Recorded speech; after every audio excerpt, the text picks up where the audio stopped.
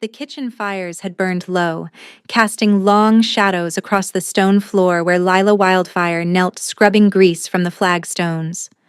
Her hands were raw, the skin cracked and bleeding in places where the lye soap had eaten through, but she didn't stop. Couldn't stop. The head cook would check her work before dawn, and any imperfection would mean another day without food. 5 years. 5 years she had lived like this, hiding in plain sight among the Thornwood pack, her true name buried so deep she sometimes forgot it herself. The last daughter of the Wildfire bloodline, reduced to a kitchen servant with ash in her hair and burns on her forearms. Her parents' screams still echoed in her nightmares. The night the hunters had come, the night her mother had shoved her into a hidden cellar and whispered, "Survive," before the flames took everything. She had survived. But some days, Lila wondered if survival was really living at all. "Just keep your head down," she told herself, pressing harder against a stubborn stain. "Another year, maybe 2, and you'll have saved enough to leave, to find a pack that doesn't know your face, where you can start over." But even as she thought it, her hand drifted unconsciously to her stomach, and ice spread through her veins. She was pregnant. The realization had come 3 weeks ago, when the nausea she'd attributed to spoiled meat hadn't faded, when her monthly blood hadn't come, when she'd caught her own scent and found it changed. Sweeter, richer, unmistakably fertile. And she knew exactly when it had happened. Marcus, the traveling wolf with kind eyes and gentle hands who had passed through Thornwood 2 months ago. He'd found her crying behind the stables after the beta's son had cornered her, had wiped her tears and spoken to her like she was a person, not a piece of furniture. One night. One desperate, foolish night where she'd let herself believe someone could want her, could see her, could maybe even love her. He'd promised to return for her. He never had. She'd learned later, through whispered rumors at a border tavern, that a traveling wolf matching his description had been found dead on the road to Thornwood, throat torn out, the kill bearing the marks of the purest cult. They'd been hunting anyone who got close to her, even without knowing why. Stupid, Lila thought viciously, scrubbing until her knuckles ached. Stupid, naive, pathetic. You knew better. You know wolves like you don't get happy endings. But the child growing inside her didn't care about her self-recrimination. It was real, and it was growing, and soon there would be no hiding it. The kitchen door slammed open, and Lila flinched so hard she knocked over her bucket of dirty water. Gray, soapy liquid spread across the stones she'd just cleaned, and her heart seized with panic as heavy boots approached. "Well, well." Beta Corwin's voice dripped with contempt as he surveyed the mess. "Look at the little kitchen mouse, making a disaster as always." Lila kept her head bowed, her wolf, dormant for so long she sometimes forgot she had one, stirring uneasily in her chest. "Forgive me, Beta. I'll clean it immediately." "You'll do more than that."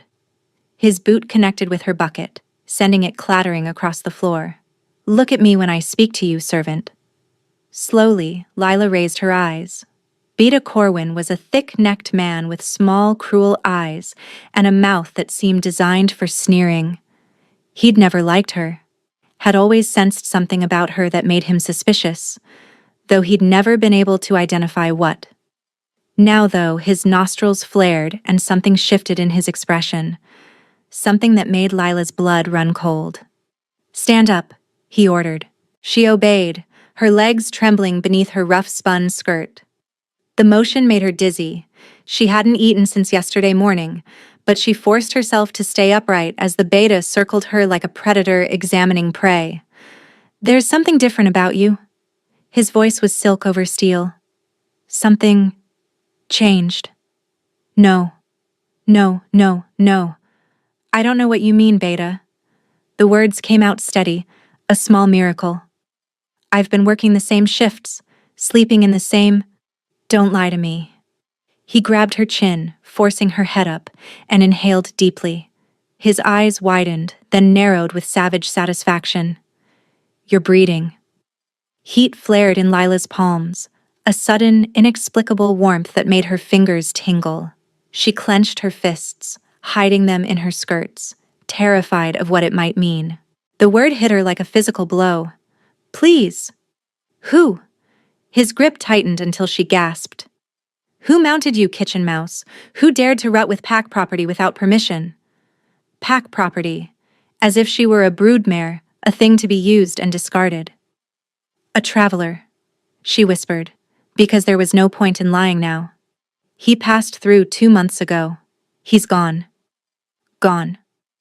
Beta Corwin released her with a shove that sent her stumbling backward. So you spread your legs for some rootless wanderer, got yourself pupped, and now you think you can hide it? Think you can birth some bastard under our roof, eating our food, taking our resources? Lila's hand moved protectively to her stomach before she could stop it. I'll work harder. I'll earn my keep. You'll do nothing. The beta's smile was terrible. Except serve as an example. He grabbed her arm and dragged her toward the door. Lila struggled, panic overriding years of careful submission, but he was 3 times her size and fed properly, while she was half-starved and exhausted. Beta, please. She dug her heels in, but the stone floor offered no purchase. Please, I've served loyally for 5 years. I've never caused trouble. You've caused nothing but trouble. He hauled her through the kitchen, past the other servants who averted their eyes, through the great hall where pack members lounged before the fire. From the moment you arrived with those sad eyes and that pitiful story, I knew you were wrong. Knew you'd bring shame on this pack. The great doors opened onto a world of white. Winter had come early to the Thornwood territory, and snow lay thick across the ground, still falling in fat, lazy flakes. The cold hit Lila like a wall, stealing her breath, biting through her thin servant's dress as if it were made of paper. No. The word came out as a sob. No, you can't. Watch me. Beta Corwin shoved her down the stairs and she fell hard, crying out as her elbow cracked against frozen stone. You're tainted goods now, kitchen mouse. No wolf with any pride would take you. No pack would want a used-up servant carrying another male's bastard. Lila pushed herself up, tasting blood where she'd bitten her tongue. Around her, she could see pack members emerging from the hall, drawn by the commotion. Some looked uncomfortable. Most looked away. None stepped forward to help. Because I'm nobody, she thought numbly. Because I've spent 5 years making sure I was invisible, and now that invisibility is killing me. Please, she hated the pleading in her voice, hated herself for begging, but the cold was already seeping into her bones, and her baby, her innocent, unwanted baby, had done nothing to deserve death. At least let me gather my things. My wages. You have no things. You have no wages. Beta Corwin descended the stairs until he loomed over her, his shadow blocking out the gray winter light. Everything you are belongs to this pack, and this pack is casting you out. Now run, little mouse. He leaned close, his breath hot against her frozen cheek. Run, and maybe you'll make it to the territory border before the cold takes you. Though I doubt it. He straightened, raised his voice so all could hear. Let it be known that the Thornwood Pack does not harbor whores or their bastard offspring. Any wolf who aids this exile will share her fate.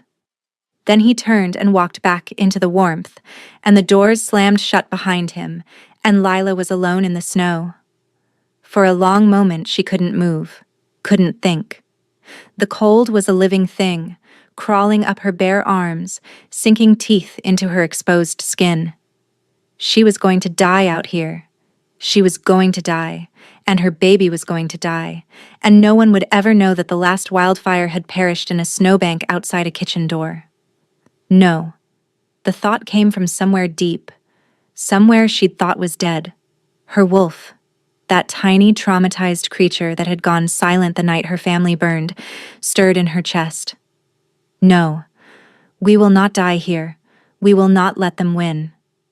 Lila pushed herself to her feet. Her whole body shook, and her elbows screamed with every movement, but she forced herself upright. Forced herself to take one step, then another. The border. The beta had said the border. She didn't know what lay beyond Thornwood territory. Didn't know if the neighboring pack would be any kinder than this one, but she knew that standing still meant death, and she had not survived her family's massacre, had not endured 5 years of abuse and starvation, had not grown this tiny, precious life inside her just to give up now. So she walked. The snow came up past her ankles, soaking through her thin shoes within minutes. Her feet went numb first, then her fingers, then her ears. The cold was a physical weight, pressing down on her shoulders, trying to drive her to her knees. Keep moving, she told herself. Keep moving. Just one more step. One more. Asterisk. She lost track of time. The world became a white blur. Trees looming out of the snow like ghosts, the ground treacherous with hidden roots and frozen streams. Once, she fell and lay in the snow for what felt like hours, staring up at the gray sky, wondering if it would be so bad to just close her eyes. Just for a moment. But then she felt it.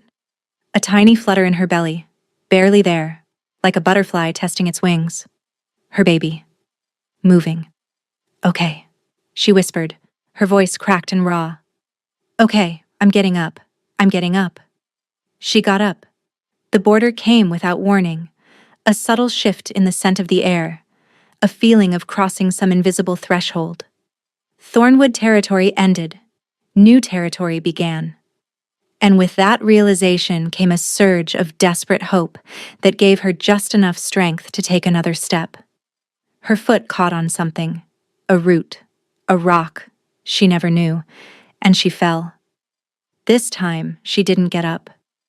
The snow was soft beneath her cheek, almost warm compared to the ice in her veins. She could feel her heartbeat slowing, could feel the world growing distant and dim. Somewhere far away, she heard voices, but they seemed like a dream. I tried, she thought, one hand curling protectively around her belly. I tried, little one. I'm sorry. The last thing she saw before darkness claimed her was a pair of boots in the snow and a voice that sounded like thunder and honey saying, "Get the king, now." Lila woke to warmth. For a long, disoriented moment, she couldn't process it. Warmth was something that happened to other people. People who weren't kitchen servants, people who weren't exiles bleeding out in the snow. But the sensation was undeniable. Soft blankets wrapped around her body, a fire crackling somewhere nearby, the smell of wood smoke and something else, something wild and green, like pine forests after rain. She opened her eyes. The room was beautiful in a way that made her chest ache. Dark wood paneling, tapestries depicting wolves running through autumn forests, a fireplace tall enough to stand in, currently blazing with flames that painted everything in shades of gold. The bed beneath her was impossibly soft, the sheets finer than anything she'd ever touched. I'm dead, she thought hazily. I'm dead, and this is some kind of afterlife for wolves who didn't deserve heaven but weren't quite bad enough for hell. You're not dead. The voice came from the shadows by the door, deep and rough-edged, and Lila's heart stopped. He stepped into the firelight, and she understood immediately why they called him the Alpha King. Cale Valewood was massive, easily the largest wolf she'd ever seen, even in human form. Broad shoulders, powerful arms, a face that looked carved from stone and storm clouds. His hair was dark, falling across a forehead creased with something that might have been concern, and his eyes. His eyes were fixed on her with an intensity that made her forget how to breathe. He took another step forward, and Lila saw his nostrils flare, saw something flicker across his expression that she couldn't identify. His hands, hanging at his sides, curled into fists. My patrol found you in the snow, he said, and his voice was rougher now, strained. You were nearly dead. The healers weren't sure you would... He stopped abruptly, jaw tightening. Lila's hand flew to her stomach, panic surging through her.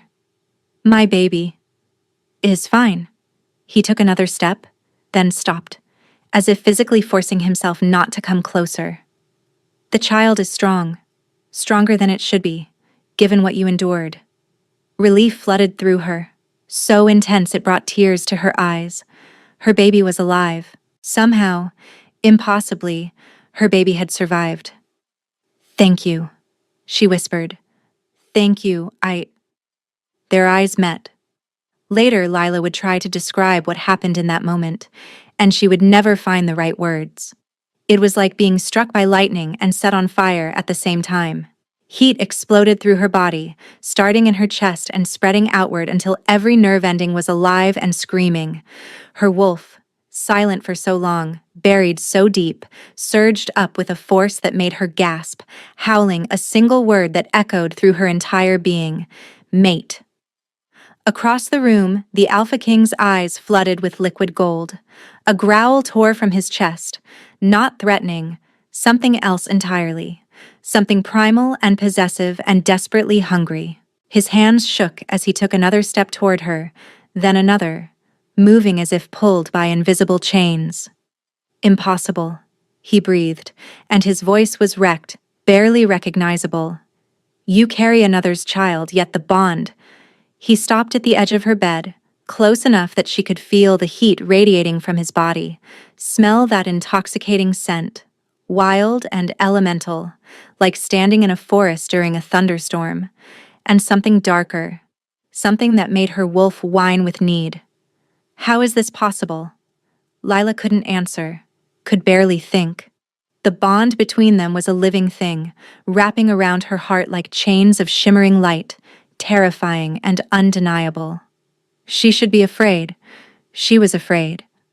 But beneath the fear was something else, something that felt impossibly like coming home. "I don't—" Her voice cracked. "I don't understand." "Neither do I." His hand rose, trembling visibly, reaching toward her face as if drawn by a force beyond his control. "I have waited my entire life for my mate. Searched every pack, every territory, every corner of this world. And now—" His fingers brushed her cheek, and electricity shot through her, making them both inhale sharply. "Now I find you bleeding in my snow, carrying another wolf's child, and my soul recognizes you anyway." Tears were falling now, tracing hot paths down her cold cheeks. "I'm no one," she whispered. "I'm just a kitchen servant. I'm nothing." The Alpha King's eyes flared gold again, and this time his growl held an edge of anger, but not at her. "You are not nothing. You are mine." The word settled into her bones like a brand, like a promise, like a threat. And for the first time in 5 years, Lila Wildfire felt her wolf lift its head and howl. The word hung in the air between them, vibrating with a power that seemed to reshape the very fabric of reality. "Mine." Lila's wolf howled again, a sound of pure recognition that echoed through her bones, and she found herself unable to look away from the Alpha King's golden eyes. Kale's hand still rested against her cheek, his touch impossibly gentle for a wolf of his size and reputation. The warmth of his palm seeped into her skin, chasing away the lingering cold that had settled so deep she'd thought she'd never be warm again. Through that single point of contact, she could feel something else, a current of energy that pulsed between them like a second heartbeat, growing stronger with every passing second. "I can feel you," he murmured, wonder threading through his rough voice. "Your heartbeat, your fear, your confusion." His thumb traced the curve of her cheekbone, and Lila shivered. Not from cold this time. "The bond is already forming, even incomplete, even unmarked. I can feel you in my chest like a second heart." Lila's breath came in short, shallow gasps. Her wolf was prowling beneath her skin, restless and desperate, straining toward this male with an intensity that terrified her. For 5 years, that wolf had been silent, a wounded creature hiding in the depths of her soul, too traumatized to surface. Now it was wide awake, and it wanted. "This is impossible," she whispered, echoing his earlier words. "Fated mates don't. The bond shouldn't. I'm pregnant with another wolf's child." Pain flickered across Kale's features, there and gone so quickly she almost missed it. But she felt it through the nascent bond, a sharp ache that matched her own. "The moon goddess doesn't make mistakes," he said, his voice rough. "If she has declared you my mate, then there is a reason. The child you carry doesn't change what you are to me. And what am I to you?" The question came out before she could stop it, raw and vulnerable in a way she hated. A kitchen servant? An exile? A woman stupid enough to trust a wolf who promised to return and never did? Kale's growl rumbled through the room, vibrating in her chest. "You are my mate." The word carried the weight of mountains, the force of storms. "You are the other half of my soul, the wolf I have searched for across centuries. Whatever you were before, whatever they made you believe you were, is nothing compared to what you are now." His hand slid from her cheek to cup the back of her neck, and Lila felt her wolf roll over in submission, baring its throat in a gesture that was as instinctive as breathing. The sensation was foreign, terrifying. She had never submitted to anyone, not truly, not in her heart. She had bowed and scraped and played the part of a servant, but inside she had always been resisting, always been surviving. This was different. This was her wolf recognizing its match, its equal, its home. "I can feel your fear," Kale said softly, his golden eyes searching her face. "You don't trust me. You don't trust anyone." It wasn't a question. "Someone hurt you, and not just the pack that threw you into the snow." Lila's throat tightened. The fire crackled in the silence, casting dancing shadows across the walls, and she found herself unable to lie. The bond between them was too new, too raw. It demanded honesty even as it terrified her. "My family was killed when I was 12, she heard herself say. "Hunters came in the night. They burned our home, slaughtered everyone, my parents, my brothers, our entire pack. I survived because my mother hid me in a cellar beneath the kitchen." The words came out flat, emotionless, recited by rote. She had told this story before, though never the whole truth. "I've been hiding ever since, changing my name, moving from pack to pack, trying to stay invisible." "Your real name," Kyle said, and it wasn't quite a question. "Lila is not the name your mother gave you."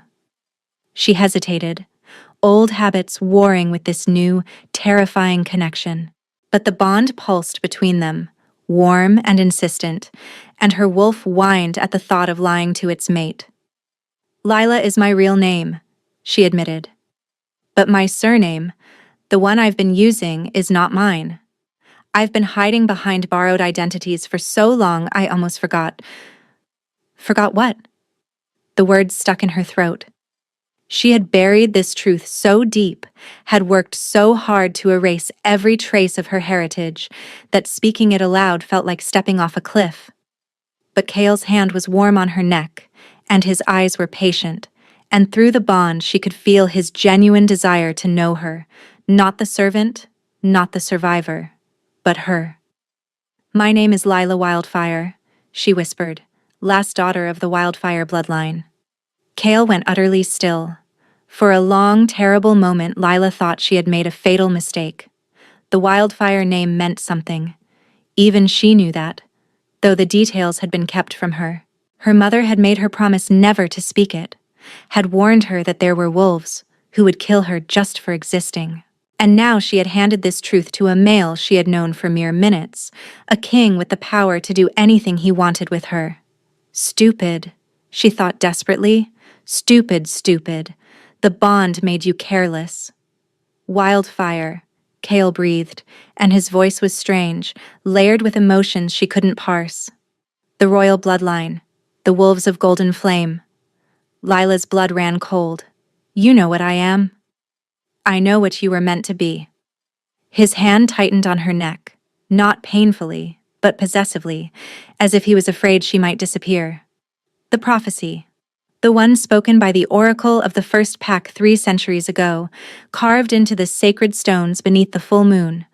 When the last Wildfire queen takes her rightful mate, She will birth wolves of unprecedented power, and the fractured packs shall become one. His voice dropped. Your bloodline was massacred because... He stopped, his expression shifting to something darker. Because someone feared that prophecy. I don't know anything about a prophecy, Lila said quickly. My mother never told me. I was just a child. I know. Kale's voice softened, and his thumb traced soothing circles on the sensitive skin behind her ear. I'm not accusing you of anything, little wolf. I'm trying to understand how the moon goddess has woven our fates together. Lila's wolf preened at the endearment, even as her human mind recoiled from it. She wasn't little. She had survived things that would have broken stronger wolves. But there was something about the way he said it. Something protective rather than dismissive, that made her chest ache with an emotion she couldn't name. I should go, she said, though even as the words left her mouth, she knew they were absurd. She was barely conscious, heavy with child, wearing nothing but a thin nightgown that didn't belong to her. Where exactly was she planning to go?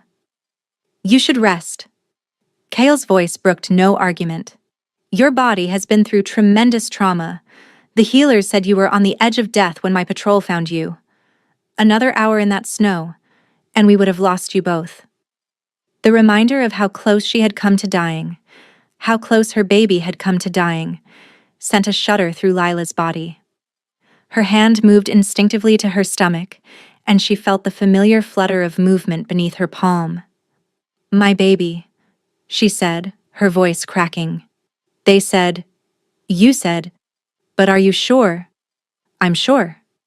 Kale's hand covered hers on her belly, and the contact sent a jolt of heat through her entire body. The child's heartbeat is strong, stronger than it should be, given the circumstances. Our healer believes there may be some of your wildfire magic protecting it, your bloodline's gift for survival. Magic. Lila had never thought of herself as magical. Her wolf had been silent for so long, her powers, if she'd ever had any, dormant since childhood. But she remembered her mother's hands glowing golden when she healed, remembered her father's eyes blazing with flame when he fought to protect their pack.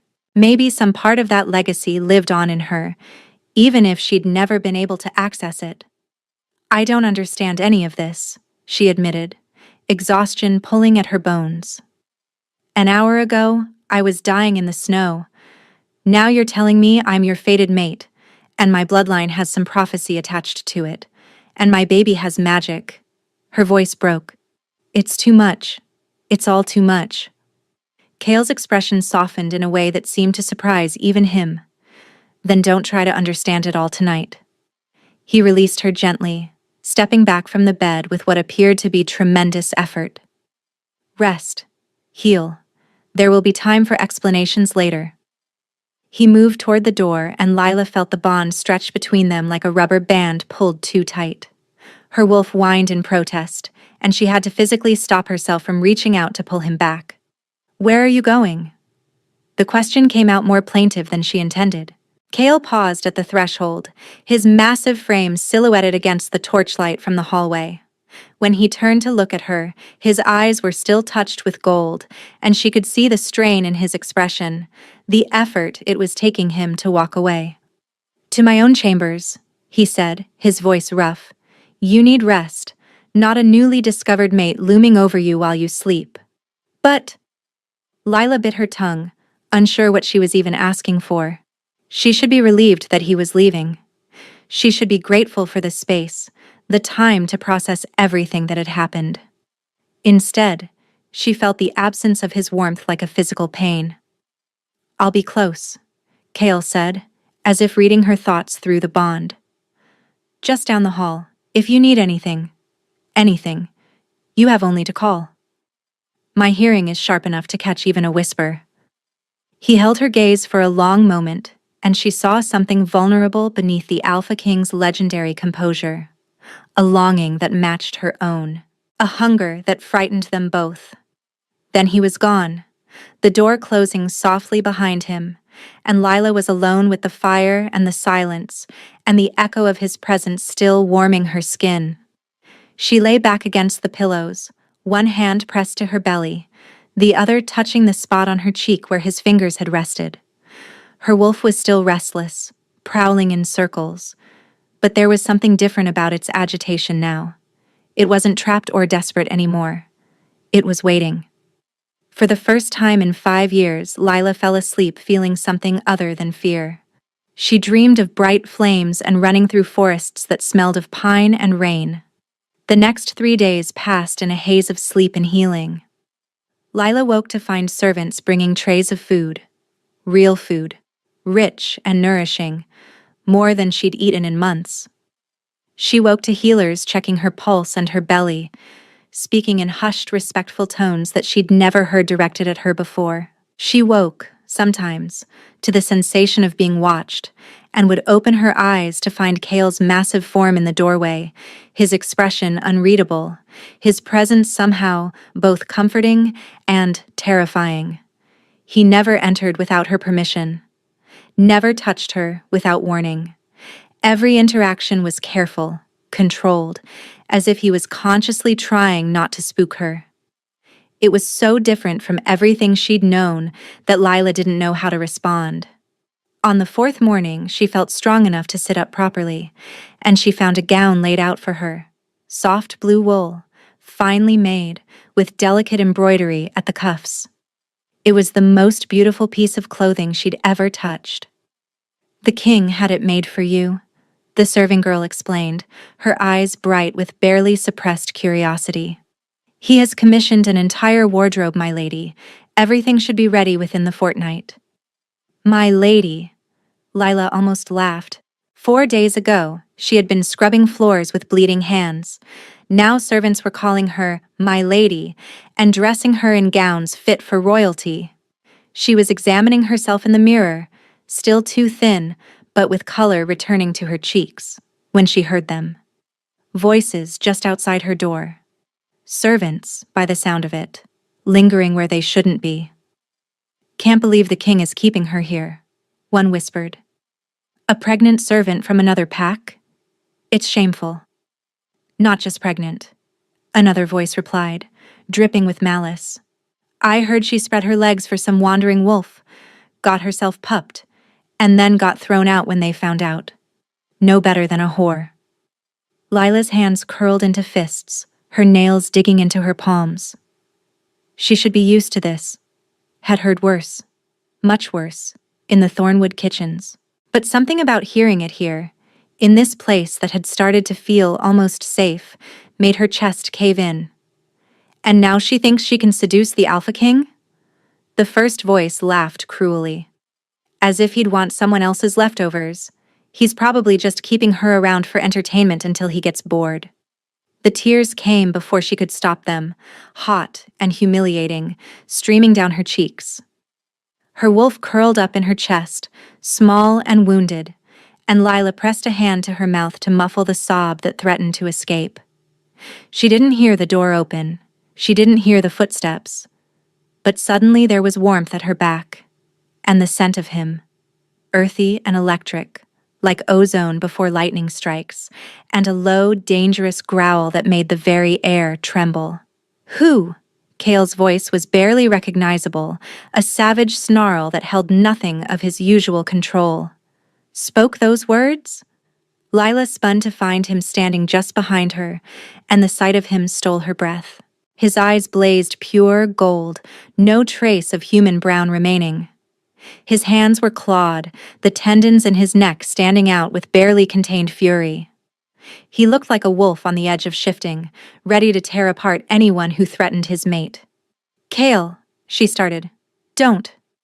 He held up a hand, and she saw that he was shaking, not with weakness, but with rage. "Don't try to calm me. Don't tell me it's fine.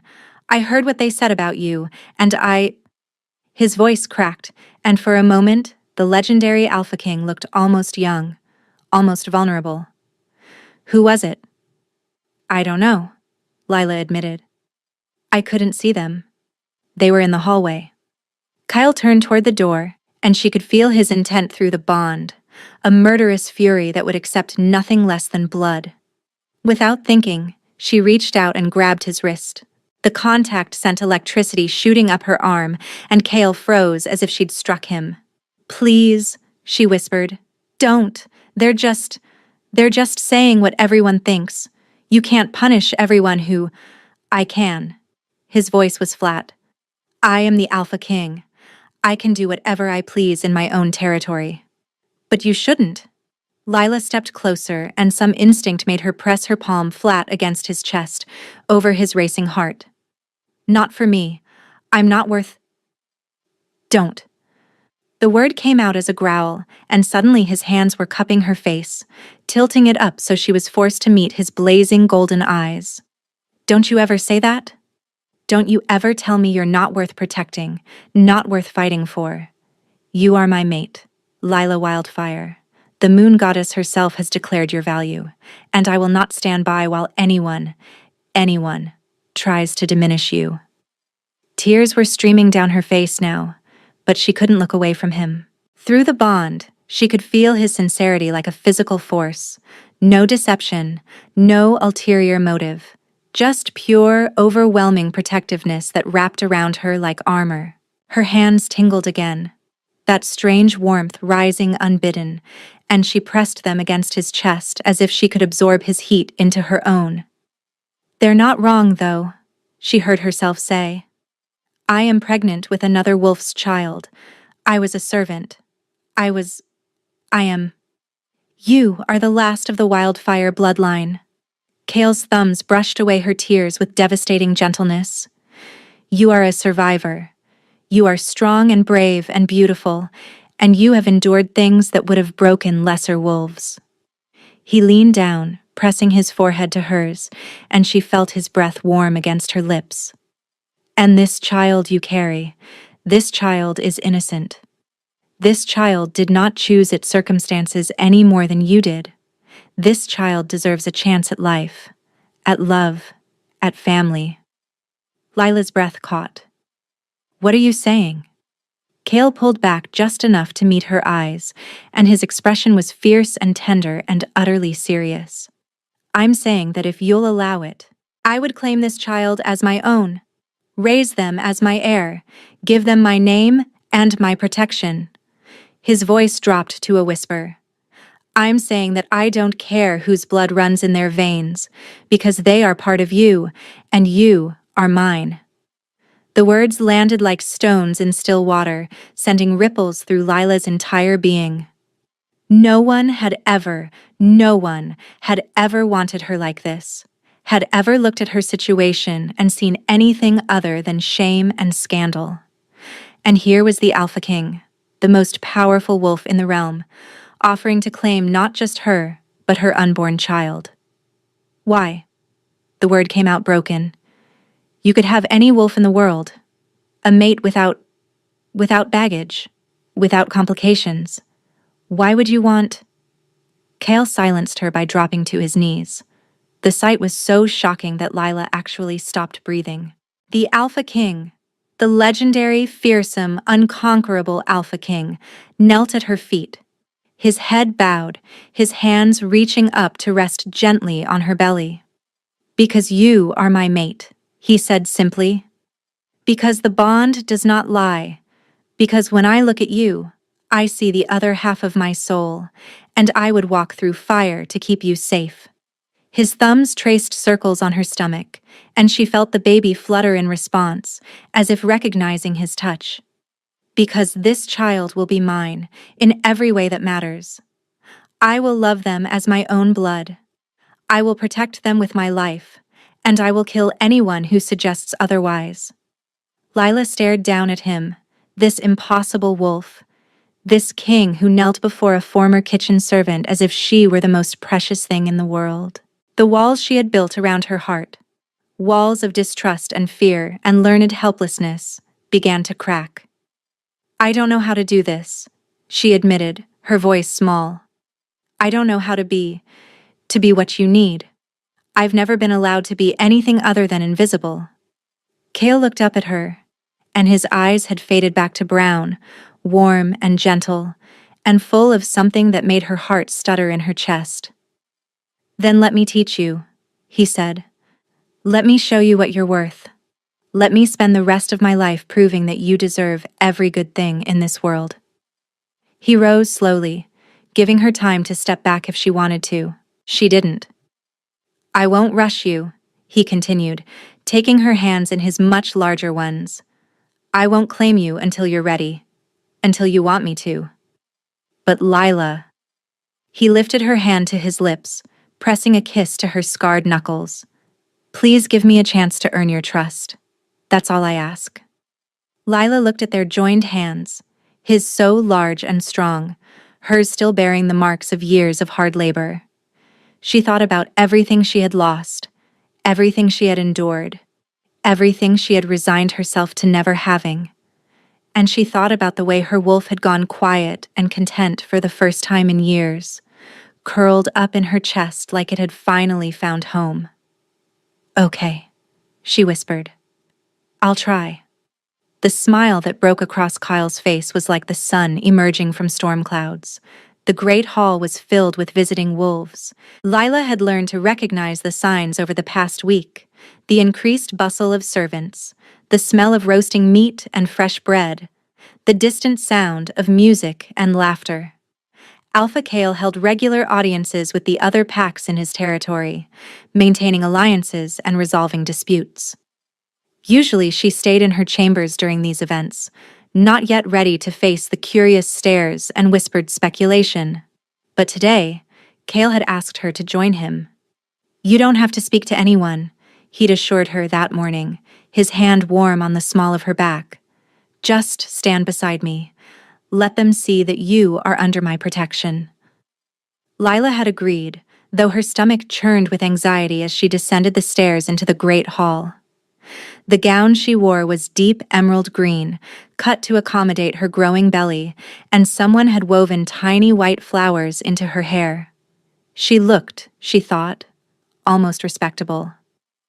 The hall fell silent when she appeared. Dozens of eyes turned toward her, and Lila felt the weight of their scrutiny like a physical pressure.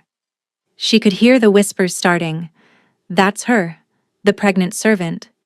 The one they found in the snow," and her steps faltered. But then Kyle was there, appearing at her side as if summoned by her distress. He took her hand, tucking it into the crook of his elbow, and his voice rang out across the hall with commanding authority. "My honored guests, I present Lila Wildfire, my fated mate."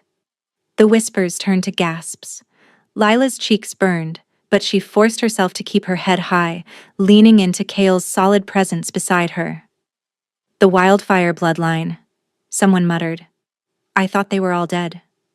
"Apparently not," Kale replied, and there was an edge to his voice that silenced any further commentary. "The moon goddess has seen fit to bring the last wildfire to me. I trust no one here is foolish enough to question her wisdom." Silence.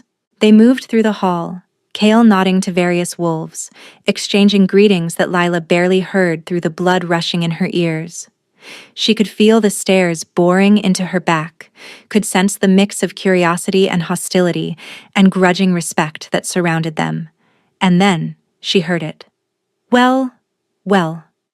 The voice was a sneering drawl, oozing contempt. "The Alpha King has finally found his mate, and she's already breeding no less. How convenient." Kale's arm turned to iron beneath Lila's hand. She looked up to find a wolf standing in their path, a tall, lean male with cold eyes and a cruel twist to his mouth. He wore fine clothes and carried himself with the arrogance of high rank. "Alpha Varen," Kyle said, and his voice had gone dangerously soft. "You have something to say?" "Only that I'm surprised, Your Majesty." Alpha Varen's gaze slid to Lila's belly, lingering with obvious disdain. "I would have expected the Alpha King to be more discerning.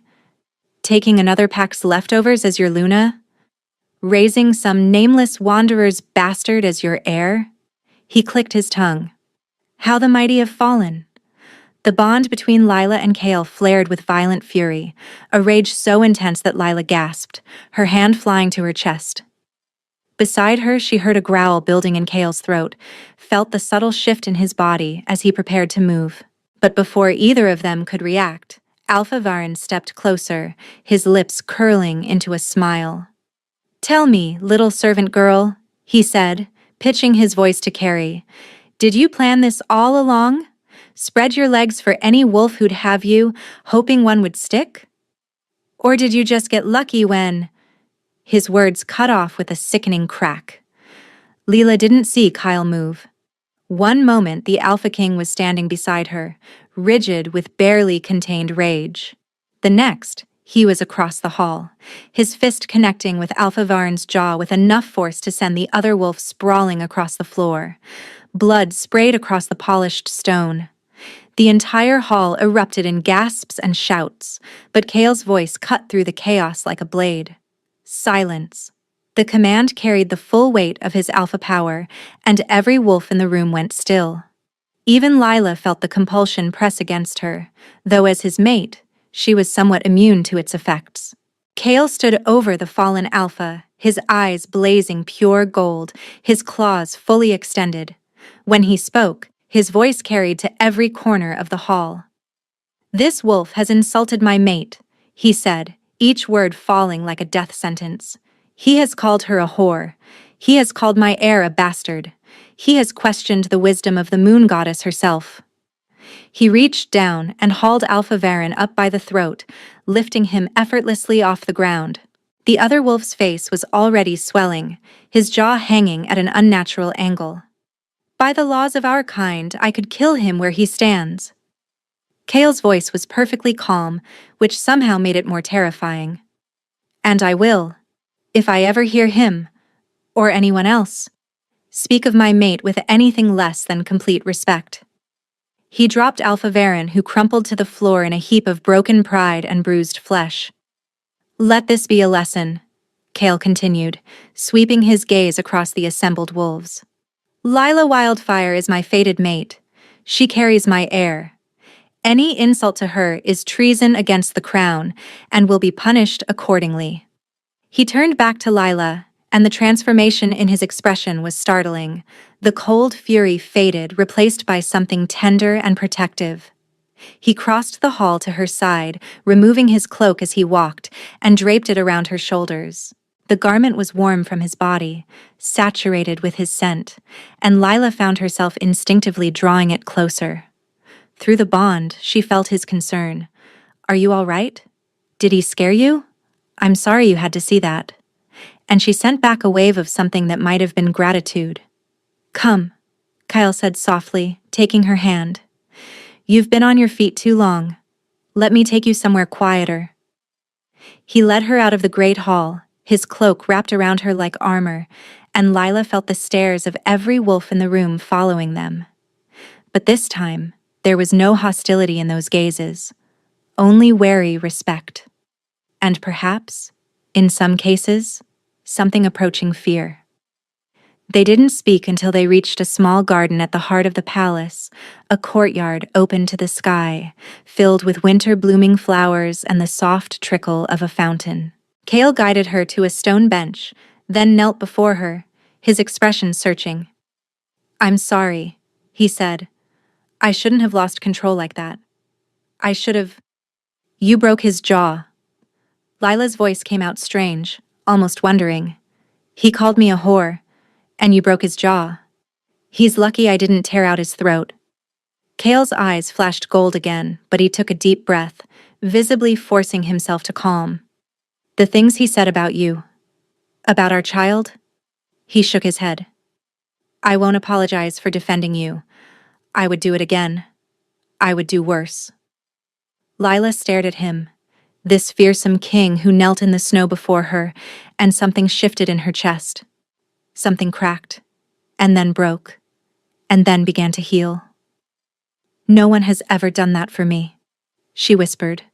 "No one has ever—" Her voice failed, and she found herself reaching for him, her hands cupping his face, as his had cupped hers that first night. He leaned into her touch, his eyes closing, and she felt his relief through the bond like a physical wave.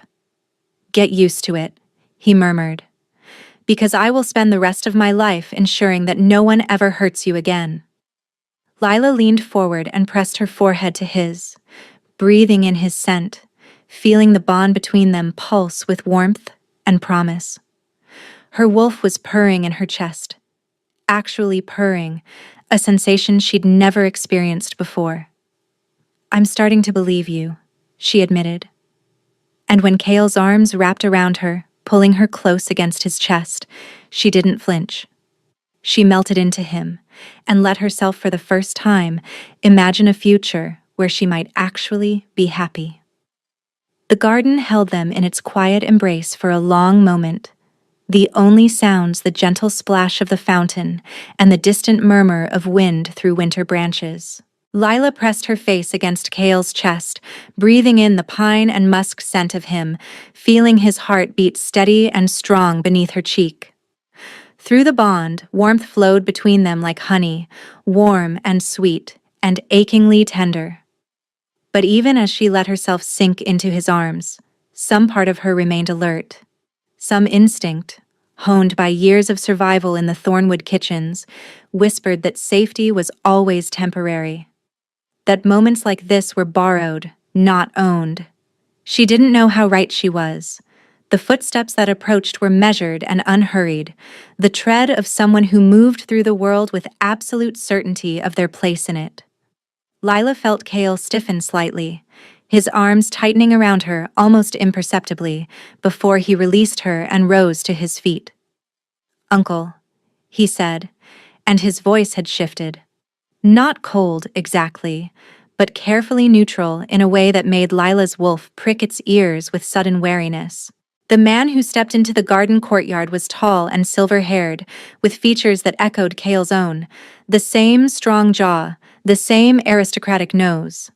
But where Kale's eyes held warmth beneath their intensity, this man's gaze was flat and calculating, like chips of gray ice. He wore robes of deep purple trimmed with silver thread, and around his neck hung a pendant that caught the winter light. A wolf's head, rendered in obsidian, with eyes of blood-red ruby. "Nephew." Sebastian Valewood's lips curved into a smile that didn't reach those cold eyes. "I heard there was some excitement in the Great Hall. Alpha Varen's jaw, I understand, will take several weeks to heal properly." He spoke out of turn. Kale's hand found Lila's, his fingers interlacing with hers in a gesture that felt both protective and deliberate. "He won't make that mistake again." Sebastian's gaze slid to Lila, and she felt the weight of his attention like a physical pressure. He studied her the way one might study an insect, with detached curiosity, and perhaps a touch of disgust. "So this is her," he murmured, "the kitchen girl from Thornwood, the one carrying another wolf's bastard." The words were spoken mildly, almost conversationally, but Lila felt their impact like a slap. Her wolf snarled in her chest, and she had to fight the urge to step back, to make herself smaller, to disappear the way she'd learned to do in the Thornwood kitchens when the beta's attention fell on her. But Kale's hand tightened on hers, and through the bond she felt his fury, controlled but burning, a banked fire waiting to be unleashed. "Her name," Kale said, his voice dangerously soft, "is Lila. She is my fated mate, and the child she carries will be my heir."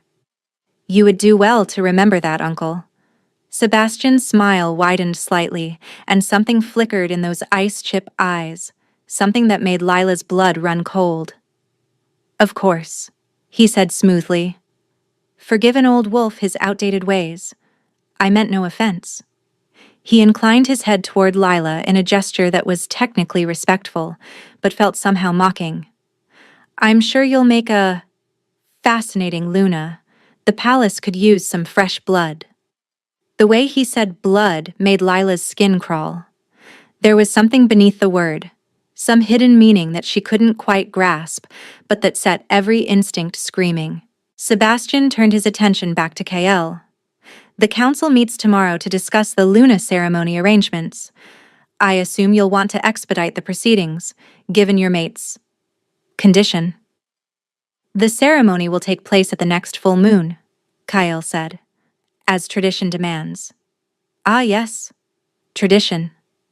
Sebastian's gaze flickered to Lila again, and she saw his nostrils flare slightly, as if he were scenting something on her that intrigued him. We must always honor tradition. He left as quietly as he'd arrived, his footsteps fading into the palace's depths, but the warmth had gone out of the garden, replaced by a chill that had nothing to do with winter. "Who is he?" Lila asked, her voice barely above a whisper. "Your uncle?" Cale's jaw was tight, a muscle jumping beneath his skin. "Sebastian Valewood. My father's younger brother. He leads what remains of an old faction, wolves who believe in keeping bloodlines pure, who oppose any mixing of pack lineages." "The purest cult," Lila breathed, and even as she said the words, ice flooded her veins. She remembered suddenly, with devastating clarity. She'd been 12 years old, hiding in a cupboard while screams echoed through her family's home. Her mother's voice, desperate, "Run, Lila, run, and don't look back." The smell of smoke and blood and something else, something acrid and wrong. And later, huddled in the arms of the old wolf who'd spirited her away, she'd heard the whispers. The wildfire bloodline had been targeted, hunted, massacred to the last pup, all because of a prophecy. "Lila." Kyle's voice cut through the memory, his hands gripping her shoulders. "Lila, look at me. You've gone white as snow. What's wrong?" She couldn't speak, couldn't breathe. The world had tilted on its axis and she was falling.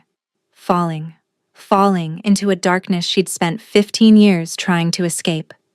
"He knows," her wolf whispered. "He scented something.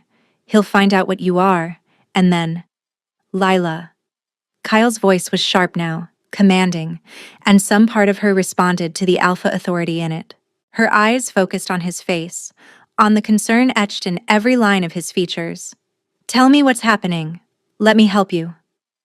"The purest cult," she managed, her voice cracking. "They're the ones who... They murdered my family, my whole bloodline, when I was a child."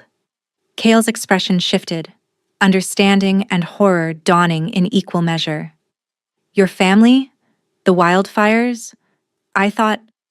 The record said it was a territorial dispute, a war between... He broke off, shaking his head. "The purists. My uncle's people. They did this."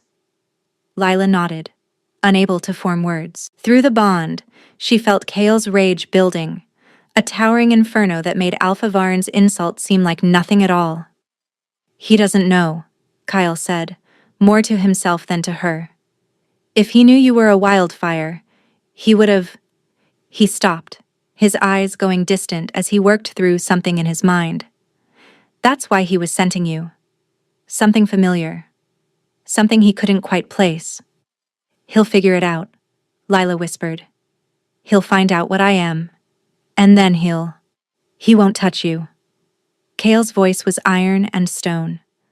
"I swear on my life, on my throne, on the bond between us, he will never lay a hand on you. Do you understand?" Lila looked into his golden eyes and saw the truth there. He meant every word. He would burn the world to protect her. But even as comfort tried to settle into her bones, doubt crept in alongside it. She had spent 15 years hiding, surviving, making herself invisible.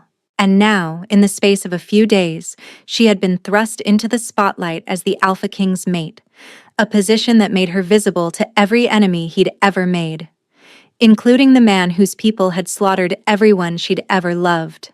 The days that followed were a strange mixture of growing contentment and creeping dread. Lila moved through the palace in a haze, caught between the warmth of her bond with Kyle and the cold certainty that Sebastian Valewood was watching her, waiting, calculating. She caught glimpses of him at meals, always at the far end of the table, always with that measuring gaze fixed on her. He never spoke to her directly after that first meeting in the garden, but she felt his attention like a brand, like claws scraping down her spine. Worse were the whispers that began to spread through the palace. She first noticed them 3 days after the garden confrontation, when she entered the kitchens to thank the cook who had prepared her breakfast tray. The servants fell silent at her approach, and though they bowed respectfully, she caught the edge of a conversation as she left. Unnatural, they say. The child should have killed her by now if it were truly another wolf's. Heard she bewitched him. Some kind of dark magic. Purists say the old bloodlines carry curses. That's why they had to be cleansed. Lila's steps faltered. Her hand went instinctively to her belly, where her child, innocent, precious, hers, grew steadily larger. Through the bond, she felt a question from Kale, a pulse of concern, and she forced herself to keep walking, to keep breathing. It's nothing, she tried to send back, but even she knew the lie rang hollow. That night, as she sat by the fire in her chambers, a soft knock came at the door. She opened it to find one of the young kitchen maids, a girl no older than 16, with frightened eyes and trembling hands. "My lady," the girl whispered, glancing over her shoulder. "I shouldn't be here, but I had to warn you." "Warn me?" Lila's wolf rose to full alertness. "About what?" "Lord Sebastian. He's been meeting with people. Servants, guards, wolves from other packs. He's telling them things about you. Terrible things." "What kinds of things?" The girl's face crumpled. "That your child is an abomination. That you've corrupted the king with dark magic. That you're—" She hesitated, fear making her voice shake.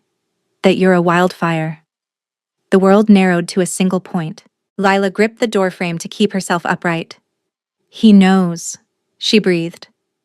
"I'm sorry," the girl said, tears spilling down her cheeks. "I'm so sorry. I tried to defend you, but they—" She broke off, shaking her head. "Be careful, my lady. Please. He's planning something. I don't know what, but—" Footsteps echoed down the corridor. The girl's eyes went wide with terror, and she fled, disappearing around a corner just as two of Sebastian's purple-robed followers came into view. They looked at Lila with barely concealed contempt, then swept past without a word. Lila closed the door and leaned against it, her heart pounding so hard she could feel it in her throat. Her wolf was pacing, snarling, urging her to fight, flee, protect the child at all costs. But where could she run? She was in the heart of the Alpha King's palace, carrying his heir, bound to him by a mate bond that tied her soul to his. There was no running from this, no hiding. For the first time since she'd woken in Kale's bed, Lila allowed herself to feel the full weight of her terror. She was still standing there, frozen, when the door opened and Kale stepped inside. He took one look at her face and was across the room in an instant, his hands cupping her cheeks, his eyes searching hers. "What happened?" His voice was low and urgent. "I felt it through the bond, fear, real fear. Tell me." And Lila, for all her years of silence and secrecy, found that she couldn't lie to him. Not anymore. Not with the bond between them blazing like a beacon, illuminating every corner of her soul. She told him everything. The kitchen maid's warning. The whispers spreading through the palace. Sebastian's knowledge of her bloodline and whatever terrible plan he was weaving. Kale listened in silence, his expression growing darker with every word. When she finished, he pulled her into his arms and held her so tightly she could barely breathe. But it wasn't suffocating. It was anchoring. It was safe. "I should have killed him years ago," Kale growled against her hair. "When my father died and I took the throne, I should have executed every last member of the purist cult." "Why didn't you?" "Because he's my blood." The words came out harsh, bitter. "Because my father made me promise on his deathbed that I would try to reform them, to bring them back into the fold. I was naive enough to believe it was possible." Lila pulled back enough to look at his face. "And now?" Kale's eyes blazed gold, and for a moment she saw the wolf beneath the man, the predator, the king, the mate who would tear apart anyone who threatened what was his. "Now," he said softly, "I have something worth killing for." The words should have frightened her. Perhaps, once, they would have. But the bond between them hummed with truth, with promise, with a protectiveness so fierce it took her breath away. "The Luna ceremony is in 4 days," she said. "Whatever he's planning will fail." Kale's voice was absolute. "I'm doubling your guard. You won't go anywhere without protection. And if Sebastian so much as looks at you wrong, Kale." Lila placed her hands on his chest, feeling his heart pound beneath her palms. "If you kill him before he acts, you'll be seen as a tyrant. His followers will become martyrs. The purist cult will grow instead of dying." His jaw tightened. "Then what would you have me do? Wait until he makes his move? Risk you? Risk our child?" "Yes." The word came out steadier than she felt. "Let him reveal himself. Let everyone see what he truly is. And then," she took a breath, "then we end him. Together." Kale stared at her for a long moment, something shifting in his expression. Wonder, perhaps. Or respect. Or love. "You're braver than I gave you credit for," he murmured. "I'm terrified," Lila admitted. "But I've been running from these people my whole life. I hid in kitchens, made myself invisible, let them think they'd won." Her voice hardened. "No more. If I'm going to be your Luna, if I'm going to raise our child in this world, then I need to face this. Face him." Kale's hand slid around to cradle the back of her neck, his thumb stroking the sensitive skin there. "Our child," he repeated softly. "You said it again." Lila blinked. She hadn't even realized. But yes, the words had come naturally. Not my child. Our child. Because somewhere in the past few days she'd stopped thinking of her baby as something she had to protect alone. "I meant it," she whispered. Kale pulled her close again, and this time when he kissed her forehead, the gesture was so tender it made her eyes sting with unshed tears. "Then we face him together," he said against her skin. "You and I, and the pup in your belly who will one day rule these lands. We face him, and we end him. And then," his voice dropped, rough with emotion, "then I make you mine, properly and completely, and you make me yours." The mate bond flared between them, bright and hot and demanding, and Lila felt her wolf rise to meet it. For a moment the fear faded, replaced by something stronger, something that felt like hope. "Yes," she breathed. "I want that. I want—" Crash! The sound shattered the moment, glass breaking somewhere below, followed by shouts and the thunder of running feet. Kyle was at the window in an instant, Lila a heartbeat behind him. In the courtyard below, chaos reigned. Wolves in purple robes were fighting wolves in the king's silver and black, their bodies shifting between human and beast as the battle raged. And at the center of it all, standing still as stone amid the violence, was Sebastian Valewood. His cold eyes lifted to the window where Kale and Lila stood. He smiled and mouthed a single word. "Tonight." Kale's roar shattered the night. The sound tore through Lila's bones, primal and terrible, and before she could draw breath, he had seized her arm and was pulling her away from the window. Glass exploded inward as a wolf in purple burst through, claws slashing for her throat, but Kale was faster, his own shift rippling through him in a wave of fur and fury as he caught the attacker mid-leap and hurled him into the far wall with a crack of breaking bones. "Stay behind me," he snarled, the words barely human through his elongated fangs. "No matter what happens. I'm not leaving you." Lila's voice came out steadier than she expected, though her heart was hammering so hard she could hear it in her ears. Her hand went instinctively to her belly, to the small life growing there, and something fierce rose in her chest. Something that felt like fire. More wolves were pouring through the shattered window now, their purple robes torn away as they shifted, teeth bared and eyes gleaming with fanatical hatred. Kale met them with the devastating power of an alpha king, each swipe of his massive claws sending another enemy flying, but there were too many, and they kept coming, And somewhere in the chaos, Lila heard Sebastian's cold laughter echoing up from the courtyard below. "The Luna ceremony grounds," Kale growled between attacks. "We need to get there. My loyal wolves are gathering. They'll—" A blade flashed in the torchlight. Lila screamed a warning, but too late. A purist in human form had slipped past Kale's guard, silver dagger aimed at the Alpha King's exposed flank. Kale twisted, but the blade still scored a line of fire across his ribs, and the scent of his blood hit Lila's nose like a thunderclap. And something inside her snapped. Heat erupted through her veins. Not the gentle warmth of the mate bond, not the strange tingling that had plagued her for days, but something older. Something that had slumbered in her blood since the night her family died. The wildfire, her birthright, her curse. The power her mother had begged her to hide, finally refusing to stay hidden any longer. Golden flames exploded from her palms.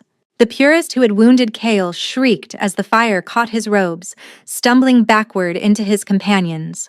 The wolves at the window howled and retreated, their fur smoking, and for one crystalline moment the chamber was still. Lila stared at her hands, at the flames dancing between her fingers, casting shadows that flickered like memories across the walls. She had spent her entire life suppressing this power, terrified of what it meant, terrified of being discovered. But now she had something worth burning for. Lila. Kyle's voice was rough with wonder. He had shifted back to human form, blood streaming from the wound in his side, but his eyes were fixed on her with an expression that made her heart stutter. "Your power. I know." She met his gaze, and for the first time, she didn't feel afraid of what she was. "We need to end this. Together." Kyle's smile was savage and proud. He took her hand, her still burning hand, and didn't even flinch at the heat. Together. They ran. The palace was a battlefield. Wolves clashed in every corridor, silver against purple, the screams of the wounded echoing off ancient stone walls.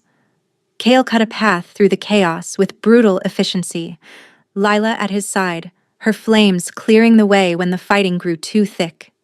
She could feel the power surging through her now, could feel her wolf rising to meet it, the two halves of herself finally merging into something whole, something dangerous, something queenly. They burst into the Luna ceremony grounds just as the moon reached its zenith. The great stone altar at the center of the amphitheater was surrounded by Sebastian's purists, their purple robes stark against the silver moonlight. And Sebastian himself stood atop the altar, arms raised as if in benediction, a crown of thorns resting on his silver hair. "Welcome, nephew," Sebastian called, his voice carrying effortlessly across the stone. "I was beginning to think you wouldn't make it to your own mate's funeral." Kale's growl reverberated through the ground beneath Lila's feet. Around the edges of the amphitheater, his loyal wolves were gathering. She could see Garrett among them, his scarred face twisted with fury. Lila had learned his story over the past days. A warrior who'd lost his entire family to a purist raid a decade ago, who bore the scars of that night across his face and carried the grief of it in his unwavering loyalty to any cause that opposed Sebastian's cult. Tonight, he would finally have his vengeance. But they were held at bay by the sheer number of purists. The heat in Lila's hands was building again, stronger than ever before, and this time she didn't try to suppress it. Sebastian had planned this well, too well. "Your rebellion ends tonight, Uncle." Kyle stepped forward, pulling Lila with him into the center of the amphitheater. "Surrender now, and I'll make your death quick." Sebastian laughed, the sound echoing off the stone seats like the cackling of crows. "My death? Oh, nephew, you've always been blind to the obvious." He gestured, and from behind the altar, two purists dragged forward a struggling figure, a kitchen maid Lila recognized, the one who had warned her about the whispers.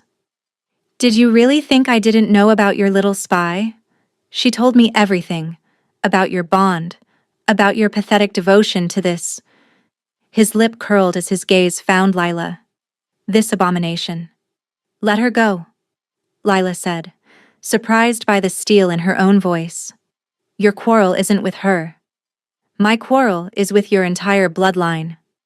Sebastian descended from the altar, moving through his followers like a snake through grass. Do you know why we killed the wildfires, girl? Do you know why we hunted your family to extinction? The fire in Lila's hands flared brighter. Enlighten me. The prophecy. Sebastian's eyes gleamed with fervent light. A wildfire queen will birth wolves of unprecedented power. Wolves strong enough to unite the fractured packs. Wolves who would make creatures like me, pure-blooded, traditional, right, obsolete. He stopped a dozen feet away, close enough that she could see the madness glittering in his pale eyes. Did you think I wouldn't recognize you? You have your mother's eyes, girl. The same defiant stare she gave me the night I burned your home. My spies in Thornwood confirmed what I already suspected. The kitchen girl who flinched at fire, who never spoke of her family, who carried herself like someone used to better things. His smile was cruel. I slaughtered your parents myself, you know. Held your mother down while she screamed. Watched the light leave your father's eyes. And all the while, I searched for the daughter, the one who escaped. Lila's blood turned to ice, to fire, to something beyond either. You. The word came out as barely a whisper. You killed them. I saved the Wolf Nation from an abomination. Sebastian spread his arms wide. And tonight, I'll finish what I started. Kill the wildfire whore, claim the throne, and restore our people to their rightful purity. Enough. The word tore from Lila's throat with a force that shook the amphitheater. Amber flames erupted around her in a corona of blazing light, and she stepped forward, not back, never back again, and let the wildfire consume her fear, her grief, her years of hiding and shame and terror. I am Lila Wildfire, she declared, her voice ringing with an authority that came from somewhere deep in her blood, from generations of queens who had ruled with fire and wisdom. Last of my bloodline, mate to the Alpha King, and I am done running from you. Sebastian's smile flickered. For the first time, uncertainty crossed his features. You think your little flames can stop me? I've been preparing for this night for 20 years. Then you've had 20 years to learn nothing. Lila's wolf rose within her, no longer dormant, no longer afraid. She felt Kale's presence at her back, solid and sure, and through the bond she felt his pride, his love, his absolute faith in her. You see my power as an abomination, but it's not. It's a gift. And I choose. She thrust her hands forward, and a wall of blazing flame roared to life between Sebastian and the altar, cutting him off from his reinforcements. I choose to fight for my mate and my child. Sebastian's composure shattered. With a howl of pure rage, he shifted, his human form melting away into a massive gray wolf, scarred and powerful and terrible. He lunged for Lila's throat, and time seemed to slow. She saw Kale leap to intercept, his own shift rippling through him. Saw the two alpha wolves collide in a crash of fur and fang, their bodies twisting in a dance of death. Saw Sebastian's claws rake across Kale's wounded side, tearing the gash wider, and felt her mate's pain through the bond like a knife to her own heart. Kale stumbled. Sebastian reared back, jaws gaping, ready to tear out the Alpha King's throat. And Lila hurled a spear of wildfire flame that struck Sebastian directly in the chest. The gray wolf screamed, a sound more human than animal, filled with shock and agony and disbelief. He crashed to the ground, wildfire flames licking along his fur, pinned to the stone by the sheer force of Lila's power. She hadn't known she could do that, hadn't known the fire could take shape, could become a weapon. But her ancestors had known. And their knowledge flowed through her blood like a river finally finding its way to the sea. Kyle rose, blood streaming from his wounds, and limped toward his fallen uncle. Sebastian had shifted back to human form, his chest a ruin of burned flesh, his pale eyes rolling with pain and hatred. You murdered innocents for a prophecy you feared. Kyle growled, his voice low and terrible. You killed her family. You tried to kill her. You tried to kill our child. I was right. Sebastian choked, blood bubbling at his lips. The prophecy is true. The wildfire queen will destroy us all. No. Kale's claws extended, wickedly sharp in the moonlight. The prophecy said she would unite us, that she would birth wolves of unprecedented power, power to bring peace, not destruction. He leaned close, and his next words were barely a whisper. But you'll never see it. Because the only thing being destroyed tonight is you. Sebastian's eyes found Lila over Kale's shoulder. For a moment, something flickered there. Regret, perhaps, or fear, or simply the dying ember of a fanatic's certainty. You've doomed us all, he rasped. You've doomed. Kale's claws tore out his throat. The silence that followed was absolute. Sebastian Valewood, leader of the Purist cult, architect of the Wildfire Massacre, collapsed into the stone, his blood pooling dark beneath the silver moon. And then, chaos. The Purists broke. Some fled into the night, their faith shattered by their leader's death. Others threw themselves on the mercy of Kale's loyal wolves, begging for clemency. Still others fought to the last, dying with Sebastian's name on their lips. Through the chaos, Lila glimpsed Garrett cutting through the Purists who had held Anna captive. The scarred warrior shielded the trembling kitchen maid with his own body, guiding her to safety behind the loyal wolves' lines. Anna met Lila's eyes across the battlefield, tears streaming down her face, and mouthed 2 words, "Thank you." But Lila saw little else. Her flames had gone out, the power draining from her as suddenly as it had come. Her legs buckled, and she would have fallen if strong arms hadn't caught her. Kyle, bleeding and battered but alive, pulling her against his chest with desperate tenderness. "You did it," he breathed against her hair. I've never seen. Lila, you were magnificent." She laughed, or maybe sobbed. She couldn't tell anymore. Her hands clutched at his torn shirt, feeling his heart pound beneath her palms, and the mate bond between them blazed so bright it nearly blinded her. "Is it over?" she whispered. Kale pulled back enough to look at her face. His eyes were still gold, his wolf still close to the surface, but the rage had faded into something softer, something sacred. "The battle is over," he said. "But we're not finished yet." Lila's breath caught. "What do you mean?" "I mean," Kyle cupped her face in his bloodied hands, infinitely gentle despite the violence of the night. "I mean that I have waited my entire life for you. That the mate bond chose you for me, and you are everything I never knew I needed. And if you'll have me, completely, permanently, for the rest of our lives, then I want to make you mine, right now, tonight, under this moon, on this ground, with the blood of our enemies still wet on the stones." His voice dropped, rough with emotion.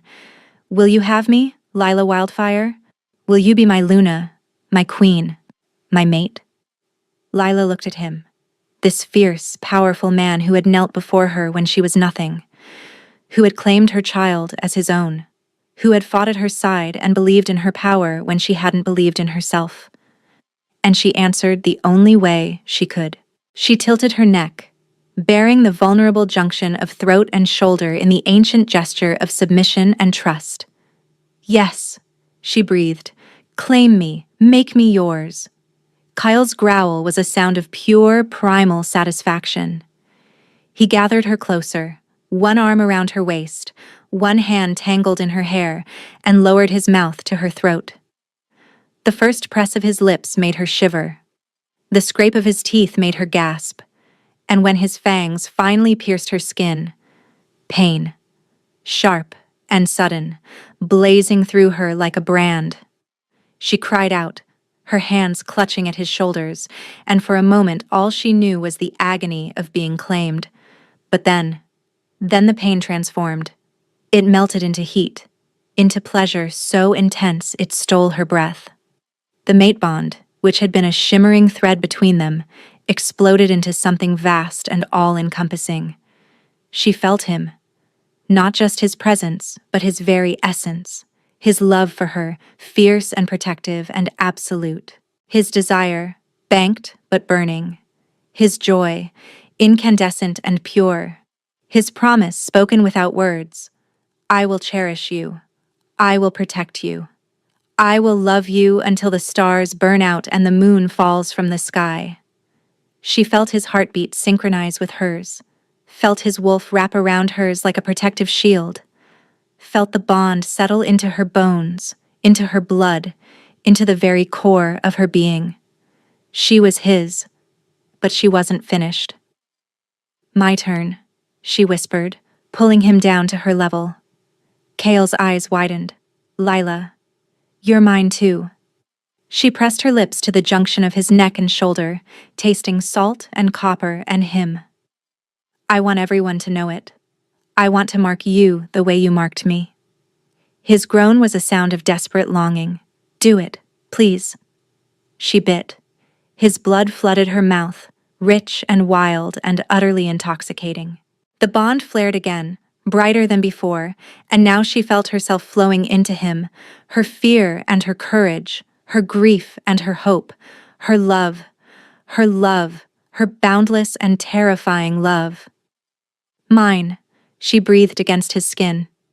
Yours, he answered, his voice breaking on the word. Mate, they said together, and radiant light exploded around them. It washed over the amphitheater in waves, touching every wolf present, the loyal and the defeated, the wounded and the whole. Lila heard gasps of wonder, cries of amazement, but she couldn't look away from Kale's face, from the tears streaming down his cheeks, from the smile that transformed his harsh features into something beautiful. I felt it, he said hoarsely. I felt everything. Your childhood, your hiding, His voice cracked. Your loneliness. All those years you were alone, and I was here. And I didn't know. You know now. She kissed him softly, reverently. We have the rest of our lives. He held her then, clutching her against him as if she might disappear, and she held him back, just as fiercely. Around them, the amphitheater was slowly coming back to life, wolves tending the wounded, securing the prisoners, calling out for their king, but none of it mattered.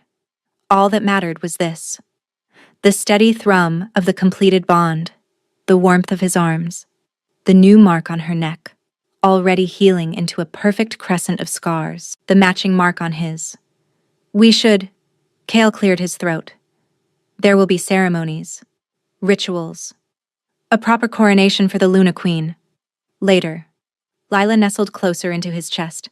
Right now, I just want to stay here. With you. His arms tightened around her. Always. The next 3 days passed in a blur of activity and emotion. The purist cult was dismantled, its surviving members given a choice: renounce their beliefs and swear loyalty to the crown, or face exile into the wild territories.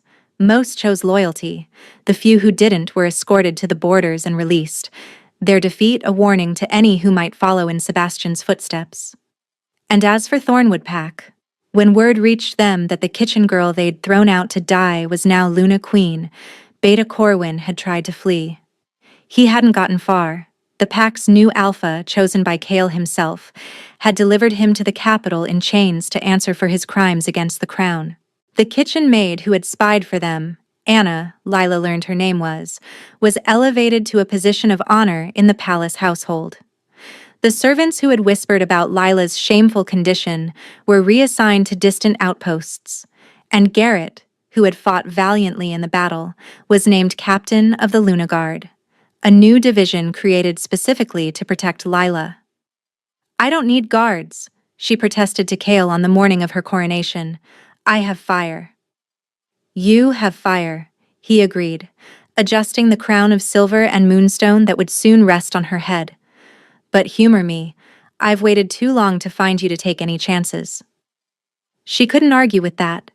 The coronation was held at noon, in the same amphitheater where Sebastian had died. But the bloodstains had been scrubbed away, and in their place were garlands of white flowers, their sweet scent filling the air. Wolves from every pack in the kingdom had gathered to witness the ceremony, hundreds upon hundreds of them, their faces turned toward the altar where Lila stood. She wore a gown of gold and white, the wildfire colors, with Kale's silver embroidered along the hem. Her hand rested on her belly, where the child, their child, grew stronger every day. And when Kale placed the crown on her head and declared her Luna Queen before the assembled packs, the cheers that erupted were deafening. "They love you," Kale murmured as they turned to face their people. "They see you now, the wildfire queen, reborn from the ashes." Lila smiled, tears pricking at her eyes. "And the prophecy? Will be fulfilled in love, not destruction." His hand found hers, their fingers intertwining. "Our children will unite the packs. They'll be proof that mixed bloodlines don't weaken us. They make us stronger."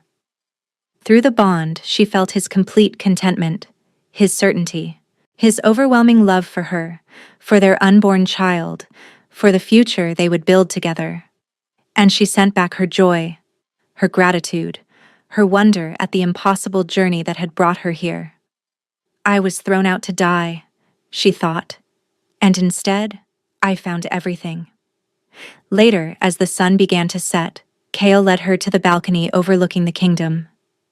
Below, the celebration continued, wolves in both human and animal form dancing, feasting, reveling in the peace that had been won. The mate bond hummed between them, settled and sure, a constant reminder that she was no longer alone. "Are you happy?" Kale asked, pulling her back against his chest.